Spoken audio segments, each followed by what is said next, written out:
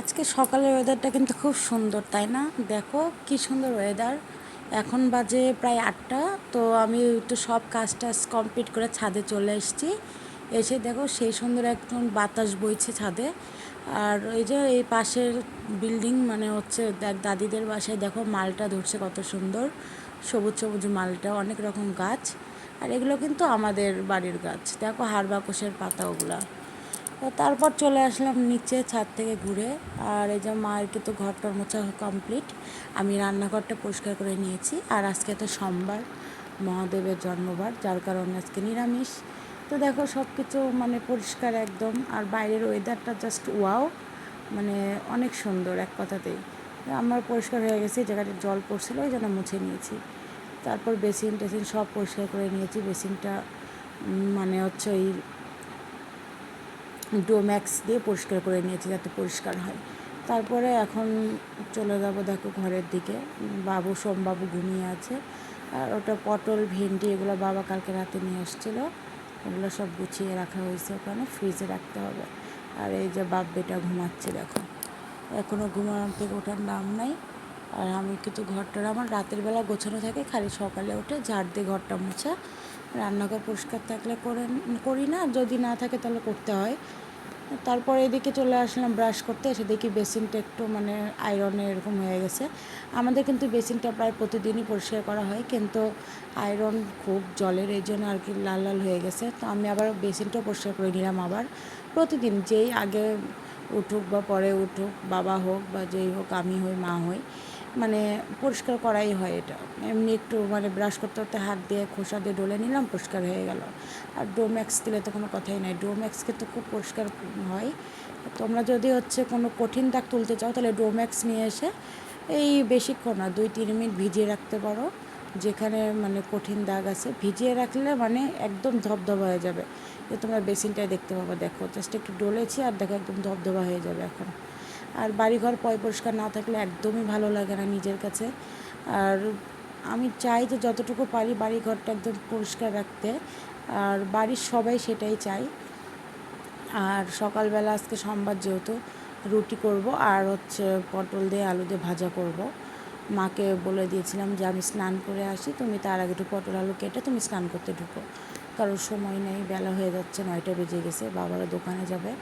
আর এইদিকে হালকা ঝিপঝিপানি একটু বৃষ্টি হয়েছে, মানে একটুখানি বৃষ্টি আর কোনো কথাই নেই বৃষ্টি হওয়ার, একদম অল্প। দেখো আমার বেসিন টেসিন ধোয়া কমপ্লিট। আর আমি দেখিয়ে নিচ্ছিলাম বাড়িঘর কি সুন্দর পরিষ্কার করছে।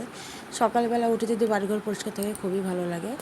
তো দেখো তোমাদের দাদাদেরকে খেতে দিয়ে দিয়েছি সকালবেলা রুটি আর পটল আলু ভাজা আর সঙ্গে চা। তো আমার তো রুটিটা কমপ্লিট, সকালবেলা তো রুটি করা লাগে না। তো 2টা খাই, কেউ 1টা খাই, কেউ 3টা খাই। এটা কিন্তু আমার দুপুরের জন্য করলা আলুটা কেটে রাখছে। আর আমি চা নিয়ে এখন ঘরে চলে যাব, কারণ আমি বিছানার উপর বসে থেকে চা খাবো আর সোমবাবুকে একটু করে জ্বালাবো আর মোবাইল দেখবো। তো যাই হোক, দেখো তার আগে তোমাদেরকে আমি একটু গোপালটা দর্শন করে দেবো। গোপালটা জাগানো হয়ে গেছে, আমি জাগিয়ে দিয়েছি যেহেতু আগে স্নান হয়ে গেছে আমার। আর প্রদীপও ধরিয়ে দিয়েছে, মা এসে পূজাটা করে নেবে।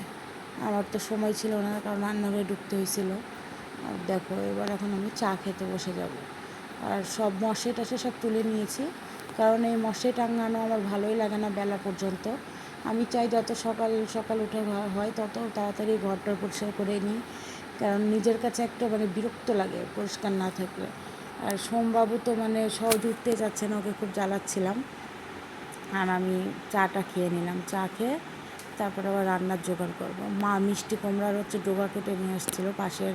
তো দেখতেই পাচ্ছ দেখো ডাল বেটে নিচ্ছি, এখন এই লাউ শাক রান্না করব।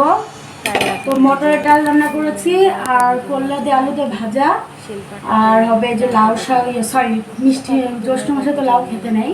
তো এই যে মিষ্টি কুমড়ো দোয়া দেখছো, মিষ্টি কুমড়ো এগুলো শাক দিয়ে ডাল বাটা করে নিয়ে বড়া ভাজবো ছোটো ছোটো করে, দিয়ে এটা তরকারি করবো একটা। আর হচ্ছে পাঁপড় ভাজবো কয়েকটা, কারণ আজকে ভেজ, সম্পূর্ণ ভেজ, কারণ আজকে সোমবার। আজকে তো তোমাদেরকে সকাল থেকে ভিডিও দিলামই। আমি কিন্তু এখন পাটাতেই বাটি করি বেশি মশলা, কারণ পাটাতে মশলাটা বাটতে ভালোই লাগে। সোমবারে অনেকে আছে যে নিরামিষটাই খায় বেশি, ইন্ডিয়া তো প্রায় এটা ভর্তি যে সোমবার শনিবার মানতেই হবে। আমিও কিন্তু সোম আর শনিটা খুব মানি।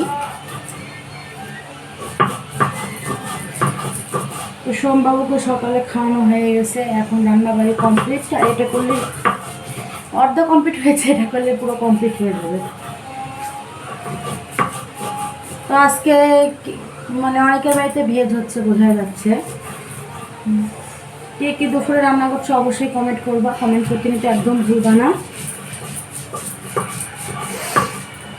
আর কার কার জেলাতে কেমন ওয়েদার সেটাও কমেন্ট করবা। আমাদের এখানে ওয়েদারটা আছে মোটামুটি ভালোই, মানে গরমটা আর কি কম, এটুকুই বলতে পারি, তার থেকে বেশি কিছু না।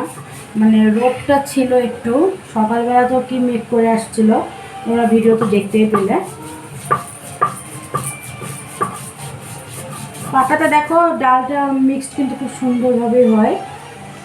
আর এই ব্লেন্ডারও ভালো হয়, কিন্তু পাটাতে বাটতে কিন্তু মানে বেশি সময়ও লাগে না, এক পা পিসা দিলেই হয়ে যায় সুন্দর।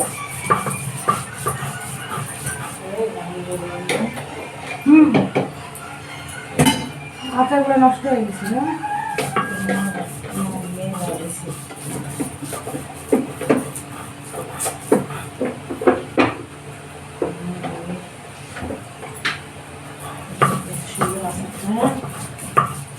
আচারগুলা দেখো, আচারগুলা কিন্তু আমাদের সব নষ্ট হয়ে গেছে দেখো। তো মা তো আচার এখনো বানানো শুরুই করেনি, আচার যখন বানানো শুরু করবে তো শেষ হবে না। মা কিন্তু অনেক রকম আচার বানাতে পারে।